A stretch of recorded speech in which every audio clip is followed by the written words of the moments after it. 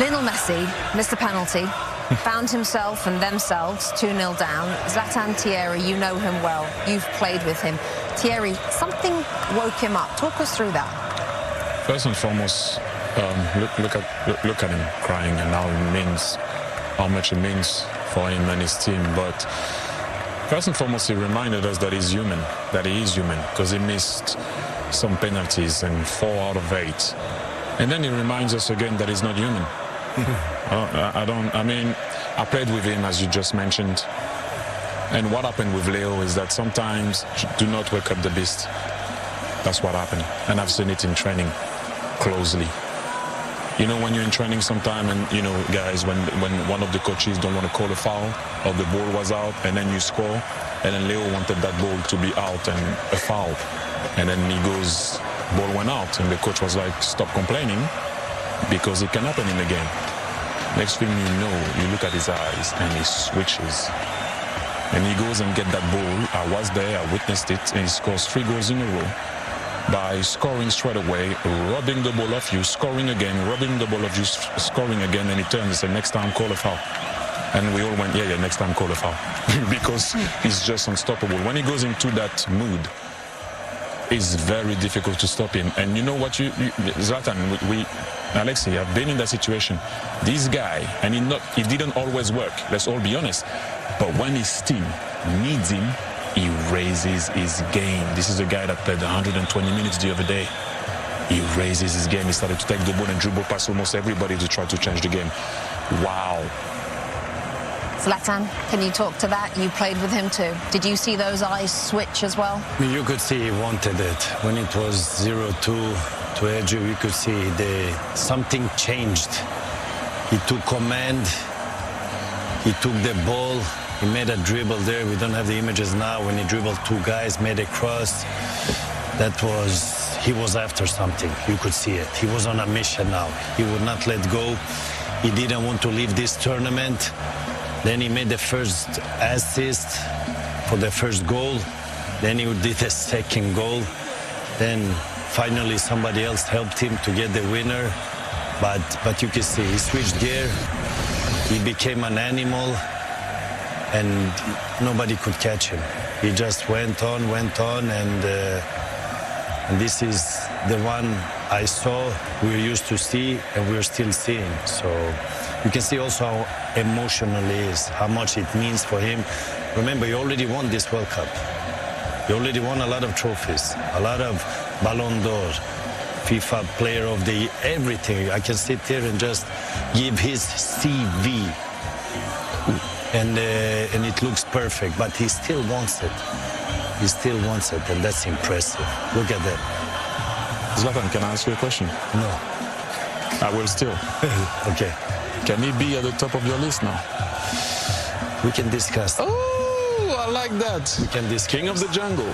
The emotions that Zlatan talks about, though, is so interesting. Like you say, Zlatan, he's won everything in the game over and over again, and he is inconsolable after this match. Alexei, he wants more. He's hungry. And you picked out, when he scored the equaliser, just the way he celebrated was different. A different type of celebration. And look, I know he's emotional. Who knows? We may find out there's other stuff. These are human beings that are going on here. But this was a dig deep type of game, and we'll see the highlights here in a second. For a guy that scored so many goals, this particular celebration and the way that he reacted to this comeback and to this goal, there seemed to be something special, and there is something going on here in terms of his celebration and in terms of his reaction here at the end of this game. No, I just, you know what, looking at him, I was just remembering playing with him. I say it, well, I played with Zizou and a lot of players that I can mention, by the way, Ronaldinho and whatnot. But at times, I won't be, it's not shameful to say that, but at times he scored some goals, and I was on the field, and it took me a little while, 1 or 2 seconds, and I went, wow. And I'm like, oh, you're playing. Go back into the game. Like, it doesn't happen often to me, but he's one of a kind. And like I said, I had the opportunity to play with him for 3 years. Wow. When he did his action, dribble 2, Thierry watched me, and I said, he wants it. He wants it. Watch out now. It was a moment when we thought that Egypt is going to go through. I mean, we like surprises. We like a little bit sometimes when it's upset, but then we saw Messi when he started to hunt. Nobody could stop him. Look, we in LA area, Culver City or whatever, this is Hollywood stuff. Like you don't, like it's something, like it's almost when you script that, you kind of like, it's a movie that will never happen in real life. Like, come on, the director went a bit too far with that one, you know. But Messi writes. It's more of a series, Thierry, because there's always a new episode. Yeah. Yes. It doesn't finish. The new episode comes after another episode. This guy writes history with his feet, though. Not with but his I have to say, if I have to be a little bit critical, his teammates needs to step it up also and help him, because he has been on another level. If he can carry on and bring it all the way to the final and really take the final piece, we will not be surprised, but he needs help. To be fair, Romero and Fernandez scored. So they did what they was even a striker. So what he did? Crazy. They have had a scare. They've had another scare today. They had a scare against Cape Verde, but it doesn't matter. Let's have a look at the bracket, because confirmation then, as you can see, Argentina are going to play in the quarterfinals against either Switzerland or Colombia. They play a little bit later on today. Argentina through once again to the last 8. Time now for the superior player of the match, sponsored by Michelob Ultra. Who is going to be? I think it's that man. He scored the equaliser, 83rd minute. His 8th goal of the tournament. He's missed 2 penalties as well, let's not forget. Look at that's the celebration Alexi was talking about. His record-setting run at this World Cup. Simply, what on earth would they do without him? Welcome inside our studio, Rebecca Lowe, Thierry Henry, Zlatan Ibrahimovic, two of them. Rebecca, what's going on? No. I know, I've said it about 2,500 times. I have this aura, but I know. I was going to say 2 of Messi's former teammates as well, and Alexi Lalas. Alexi, you're going to start us off, because before this game, lovely embrace between the 2 stars, and so much happened. You go. Yeah, Egypt didn't get the script, and so they said, no, we're going to take the lead here. Ibrahim, wonderful ball into the box, and he gets some good power on it, and you say, wait a second, is something crazy yet again happening at the World Cup? I know Messi's shaking his head and saying, that's not what is supposed to happen here. And so Argentina said, well, not so fast, because we're going to go down the other end here and try to get this back and restore our good name. That's a foul, all right? It's a penalty. And Hassan takes down Tagliafico, and so it's a penalty. And so what's going to happen? Obviously, Messi's going to step up and put this in the back of the... Wait a second! No! Denied! Talk about not going to script. My goodness. So now we get the sense that maybe something special is happening here. And what else do we got here? Oh, my goodness. What a save. What a save. As you're going to see here, Julian Alvarez trying to score, but the goalkeeper was on fire, and Tagliafico cannot believe it.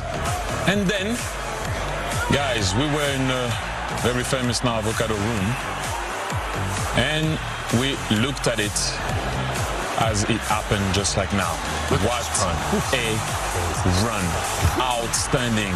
And what a pass from Mo Salah. And then Zico, funny enough, scoring against Argentina, but for Egypt. But they went back to check if it was a foul. They actually thought it was a foul, so the goal was disallowed. And then Zico was like, oh yeah, really? You're going to take it out? Well, all right. Let me put it 2-0. Again, Zico scoring against Argentina before Egypt. Boom. 2-0. And then the little man got upset. Put the ball in the box, but what a header from Romero. Please have a look, because there is not a lot in the cross, but the way he rotated his neck there to be able to score was outstanding. 2-1. And the little man was not satisfied with his assist. Look at this shot, boom, boom. But look at this celebration. He doesn't jump one time. And look at this second, bam. Down. This was a different celebration. You could see a lot of emotions behind that. Anger, happiness, everything you can put in there. And it goes in. And he's the top scorer of the World Cup. And then you're gonna see something beautiful here. Look at this pass. One. Lautaro Martinez brings it with him. He waits. Normally he waits for Messi, but he makes a surprise. Who shows up? Enzo Fernandez. What a header.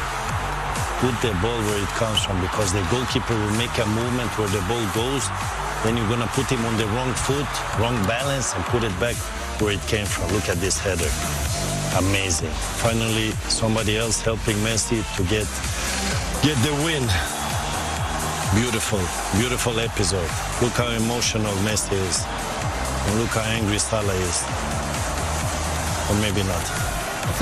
Just getting his teammates away, I think, with their disappointment at the end, but that's what we've been talking about. Look what it means for Leo. Yeah, the emotion on his face. The first player in World Cup history to score in 6 straight knockout matches. And what a comeback then. From 2-0 down with 11 minutes left on the clock to win 3-2. Tom Brady wading in. Yep, that might top my 28-3, which was also, by the way, against the Atlanta Falcons, the home stadium where we've been watching the football today. Wow, what a story. And this is what it means in terms of the road to the final. Argentina will play in the quarterfinal, the winner of our game that follows us, which is Switzerland against Colombia. So that's what's on the way. Right, let's have a look at the winning goal then as Argentina celebrate in front of their fans. And there is an incident at the beginning of the move for the winning goal, which we're going to have to show in comparison, I think, to the disallowed goal for Egypt, which we will do, because there's Messi in tears. There's no question here that the Egyptians are going to say, well, if it was a foul when we didn't get our second goal, why is this not a foul at the beginning of the move? Well, that's what's happening now with VAR. They're pulling it back. But if you're going to pull it back for Argentina to disallow a goal on the edge of the box, if you're going to pull that back, then you have to say this one with Mo Salah. This one here, You know, he's been caught. You know, whatever we say, it might be minimal, whatever. He's been caught. You know, they go up the other end. And can I just say, with this header, when you look at the distance this ball's coming in from and the amount of time he's got for him to, and I was talking about the other goals and heading it back where it's coming from, this is textbook. That's magnificent. The only thing I'd say with this one, when he does catch, why does his legs give away? You know, like here, right? Look, Roy, we're talking that there, right? Okay, now we have to see obviously the Lisandro Martinez one as well in a minute, but like they've given one for that. They've this is the Pandora's box we've opened. Yeah, absolutely a Pandora's box. On the goal, though, we talk about Messi a lot. Enzo Fernandez is a hell of a football player. I think in England we can't quite work him out because he's a little bit unconventional. He times you frustrate. So I tell you what, he has a hell of an influence on this team, and that is a special header. Classic, great header. And it's great delivery, and again that desire to go and win the game. Yeah. You're still thinking there's going to be extra time. You can have all the talent in the world, but that fight and desire that we've seen from Argentina, fantastic. That's the thing with them. Like I said to Roy, I said, Roy, this is over now. What was we, 70-odd minutes? Yeah, 79. And he said it's never. Roy said it's not over. But like the fact is that you're scared to play this team because you don't know when they're done. Let's have a look at the disallowed goal. Yes, I think it's really important. We've highlighted it, how we want to compare the fact that that goal was allowed with this one. And it's 1-0 at this stage, remember. Zico does go and make it 2-0. And look how far back it is. Christina explained it extremely well why VAR disallowed it, because Martinez was trodden on. It's not the shirt pull, it's trodden on. And she says this is essentially the same phase of the game. Yes. But I mean, any further back will be in the previous World Cup. If we're going to start disallowing great goals and goals like that for that kind of incident, and we're going back that far, is that what VAR was for? Is that what we brought it in for? Do we want to re-referee the game to that degree? That's a long way to go, Poogs. That's a long way for Argentina to kind of redeem themselves in that situation there. Yeah, I have got to be honest, I'm with you a bit on that. Yeah, I'm torn on it because it's definitely a foul on Martinez, but then we've just probably seen a goal that could have competed with Cape Verde's goal. That's one of the great goals that we've seen disallowed, but it was a foul on Martinez. Yeah, it's a long way. What about Mo's then, Gal? No, look, I get it, and look, There he is. He's been thrown around, but It must be his birthday as well, isn't it? Get the birthday bumps. Would they have disallowed an Argentina goal like that? unlikely. Yeah. Well, that hangs in the air, doesn't we go it? back to football last 30, 40, 50 years. Sometimes the bigger teams do seem to get the benefit of these decisions.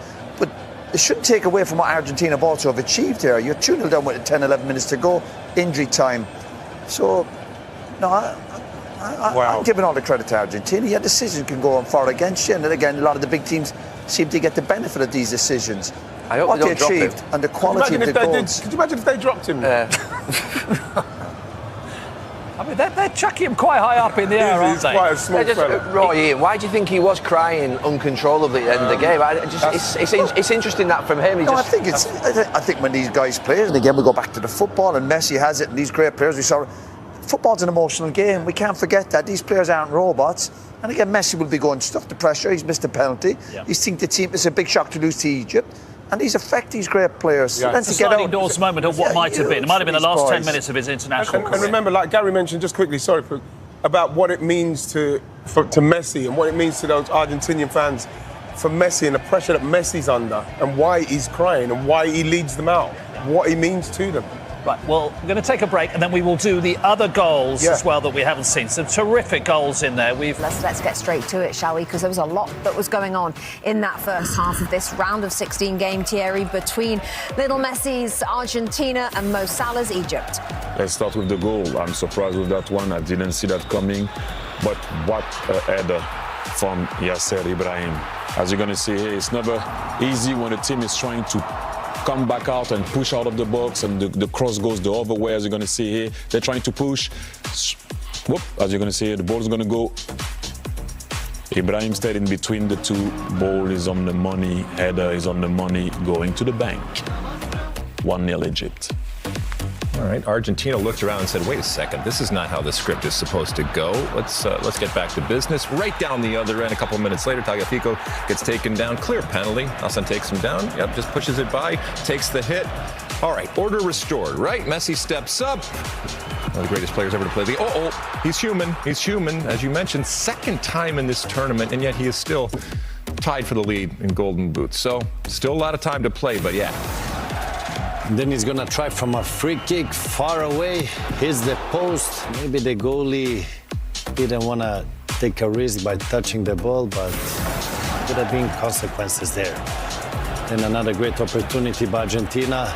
Julian Alvarez attacking the first post, but what a save, what a reflex. It looked like he got injured there, but I think he took time to recover because he knew he did a great save. Well, chaps, let's have another look, shall we, at Lionel Messi's penalty miss from a different perspective. Certainly not, as Lexi said, what you'd expect from him. Thanks to our partners at FIFA for helping this technology come to life. And you can find and play the new FIFA World Cup Launch Edition on Netflix Games. Rebecca, you have your own Art de Football or what? I know. Did you like that? No. We'll be out in Atlanta. Thank goodness. Next. Atlanta Stadium has been stunned, not once, but twice in that first half. First of all, when Egypt took the lead, and secondly, when Messi had his penalty saved. Javier, did you expect Messi to slot that one away? I mean, no one, no, but the best miss sometimes. You know, we saw it as well with Brazil, you know, these circumstances. But I think that's going to boost him, even though we're talking about Leo Messi, that's going to boost him. We see after he missed, he started running, he started trying to play it. He doesn't want to let the national team down, you know. So I think in the second half he's going to go for everything. All in. And they will have to go all in because Egypt has had really a very, very clear strategy. Argentina is one of the best in pressing. And get out of the press means you need to do first touches.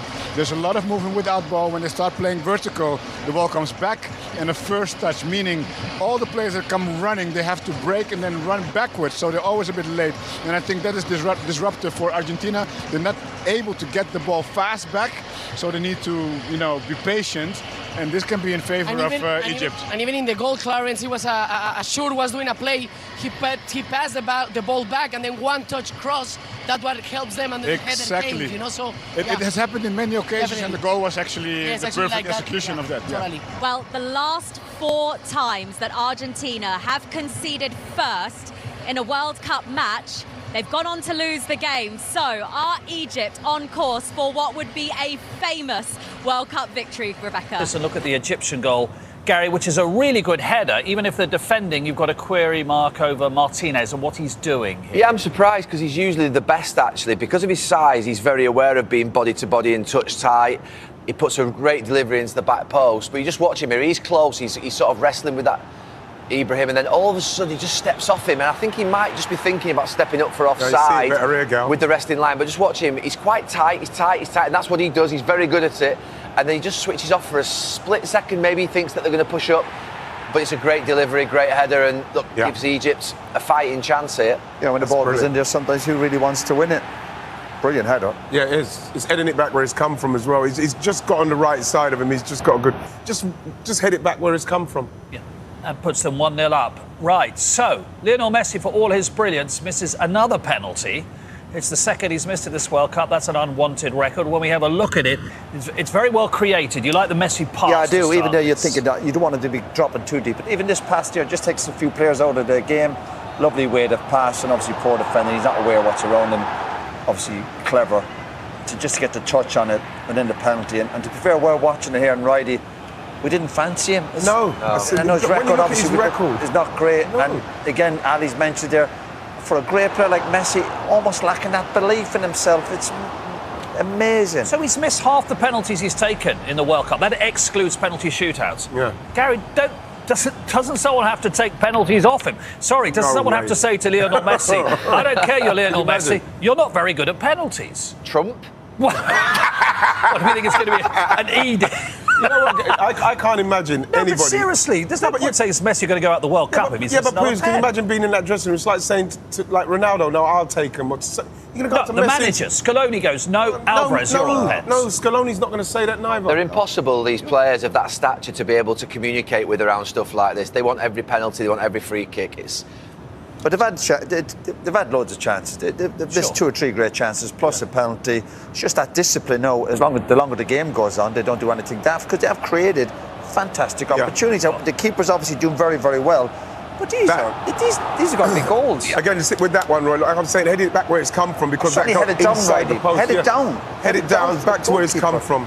These are huge chances. And this is Alvarez, who we really would expect as a striker of his quality. We're talking about what's he done save, wrong there? He shouldn't give him a chance, should he, right? You say what he's done wrong there. When you're doing finishing practice, you know that when you're coming in, the ball's coming in at such a pace, you have to help, you have to guide it on. It's not just connect with it and you think it's going to go in, because the goalkeeper, he has to make that kind of save as well. Look where he is. All the space is over there, so you're told to guide it towards the post. Just something, for all the sort of frustration that Argentina had against Cape Verde, I actually think they're creating a lot more chances against Egypt, so I'd expect them to get back in the second half. Egypt are actually quite frustrating. They're lacking a little bit of discipline. If they could just get a bit tighter and more compact, and maybe they have to think about Marmoush up top, who can sprint forward. Instead of who, though, Gary? I don't know if Egypt have the discipline to sit in. I think they're a bit excited themselves. They probably feel they want to get a second goal. So what we're saying is you can't take Messi off right. penalties and you can't sub Salah. It's basically what that face is. Doesn't it? They don't need a manager.